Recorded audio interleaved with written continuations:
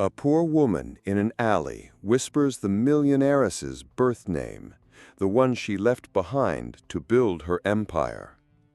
Leandra Bouchard's diamond bracelet caught the alley's dim light as she handed the woman $100 bill.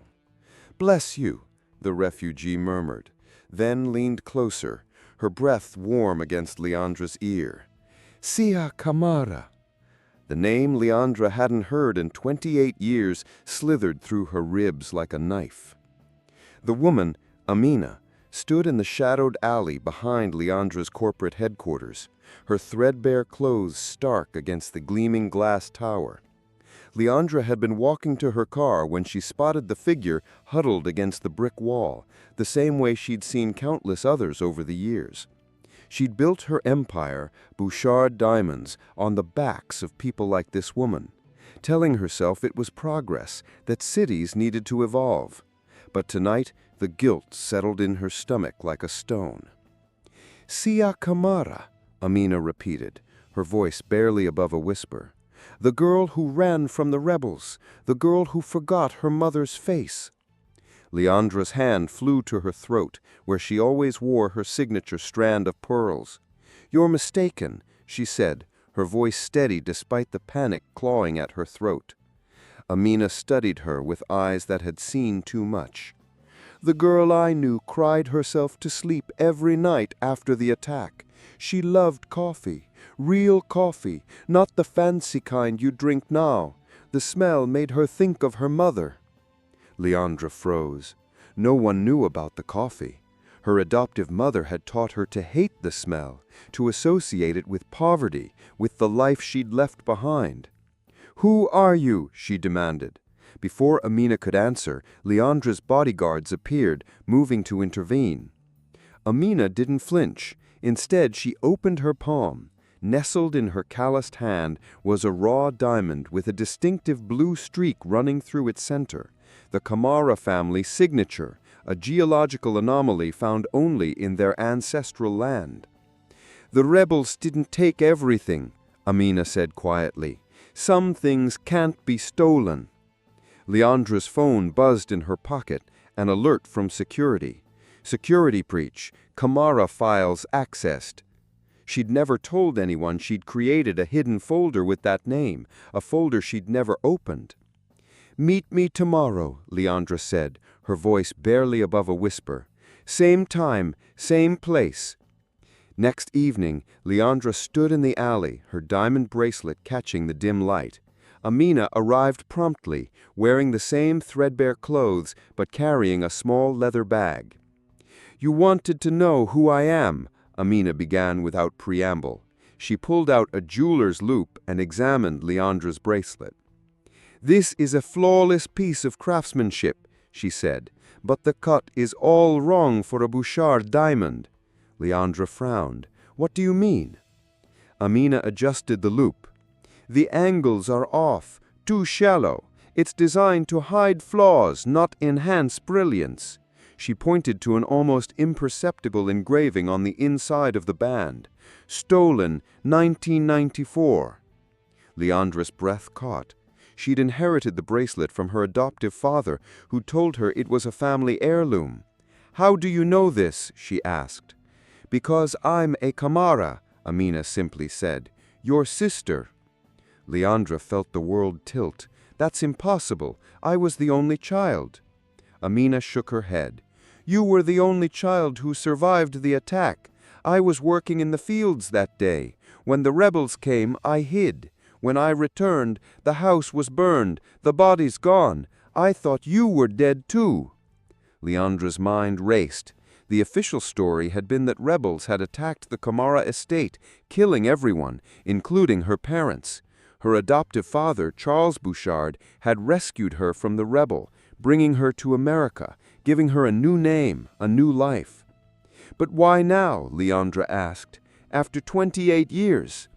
"Because I've been watching," Amina said. "Watching as Bouchard Diamonds took what was left of our land. Watching as you built your empire on blood and lies. Watching as you wore our mother's diamonds." Leandra's phone buzzed again, a notification from her office. Security breach. Camara files accessed again. I accessed them, Amina admitted. I needed proof. Proof that the diamonds you mine come from our land. Proof that the rebel attack was staged. Leandra felt a cold dread settle in her stomach. What do you mean? Your adoptive father, Amina said. He didn't rescue you. He orchestrated the attack. The rebels were paid mercenaries. The miners who worked our land were executed to make way for Bouchard diamonds. Leandra thought of the flawless 10-carat pink diamond displayed in her office, the first diamond her company had mined. She touched it daily, unaware that it had come from her father's land. Show me, Leandra said quietly. Take me to the mines. The flight to Sierra Leone was a blur. Leandra had canceled all her meetings, telling her assistant she was indisposed. In reality, she couldn't face anyone until she knew the truth. Amina led her through the dusty village where the Camara estate had once stood. Where Leandra remembered her childhood home, there was now only a gaping hole in the earth, a massive open-pit mine operated by Bouchard diamonds. "This is where our house stood," Amina said, pointing to a spot near the edge of the pit. "This is where our mother brewed coffee every morning. This is where you played with the blue-streaked rocks you collected." Leandra knelt, running her fingers through the dirt. A memory surfaced, her mother's hands, calloused from work, but gentle as she brushed Leandra's hair. The smell of coffee brewing in the pot, a blue-streaked rock in her small hand. Amina led her to the edge of the mine. "Look closely," she said. Leandra peered over the edge. Below, she saw not the professional operation she'd been shown in corporate videos, but children, some as young as 6, hauling sacks of dirt, their small hands covered in cuts and bruises. "They told me the mines were modernized," Leandra whispered, tears streaming down her face. "They told me child labor was a thing of the past." Amina nodded. "They tell you what you want to hear. The board knows. Your adoptive father knew. And now you know." Back at the village, Amina took Leandra to a small hut. Inside, she opened a hidden compartment in the floor and pulled out a worn leather journal. "This belonged to our mother," Amina said, handing it to Leandra. Leandra opened the journal, her hands shaking. Inside were sketches of the village, of the mine, of 2 little girls playing with blue-streaked rocks. One sketch showed a little girl with Leandra's face holding a rock up to the moonlight, watching it fluoresce. The last entry read, "They took my jewel today, but the earth remembers." Leandra's phone buzzed, a message from her board. "Amina Camara offered 10 million to disappear. Your endorsement required." Leandra looked at her sister. "They're offering you 10 million to go away?" Amina nodded. "I expected as much." "Take it," Leandra said. "It's yours by right." Amina shook her head. "I don't want their blood money. I want justice." Leandra thought of the children in the mine, of the journal in her hands, of the name she'd buried for 28 years. "Then justice is what you'll get." The board meeting was tense. Leandra sat at the head of the table, Amina beside her.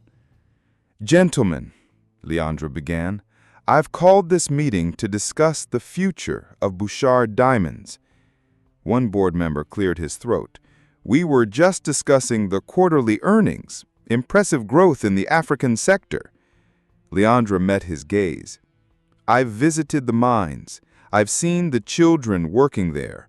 I've seen the environmental devastation. I've seen the truth." The room erupted in protest, but Leandra held her hand. "I've also learned that the rebel attack that orphaned me was staged, that my adoptive father orchestrated the murder of my birth family to steal the Camara diamond fields." Silence filled the room. I'm transferring ownership of the diamond fields back to the Kamara tribe, effective immediately. The mines will be closed. Every blood diamond will be crushed to dust." The board chairman stood up. "You can't do this! The company will collapse!" "Let it," Leandra said. "Some things are more important than profit." After the meeting, Amina handed Leandra a small velvet box. Inside was a blue-streaked diamond, polished but still bearing its distinctive mark. "This was our mother's," Amina said, "the only one that wasn't stolen. It fluoresces under moonlight, the Kamara family signature." Leandra took the diamond, feeling its weight in her palm. "I'm sorry," she whispered, "for forgetting, for not remembering." Amina shook her head. "You survived. That's what matters." At the mine's closing ceremony, Leandra stood before the gaping pit that had once been her childhood home. In her hand, she held the flawless 10-carat pink diamond, the symbol of her empire. Amina stood beside her, holding a torch that cast an ethereal glow over the blue-streaked rocks scattered at their feet. "They're beautiful, aren't they?" Amina said. "They only fluoresce under this light. Like truth, sometimes it needs the right conditions to be seen." Leandra nodded, tears streaming down her face. She thought of the journal, of the sketches of two little girls playing with blue-streaked rocks, of the smell of coffee brewing in the pot. She opened her hand, letting the pink diamond slip from her fingers into the crusher below. The machine whirred to life, grinding the symbol of her empire into dust. Amina placed the blue-streaked diamond around Leandra's neck. It hung there, light as air, but heavier than empires. As the sun set over the Kamara land, Leandra finally let go of the past.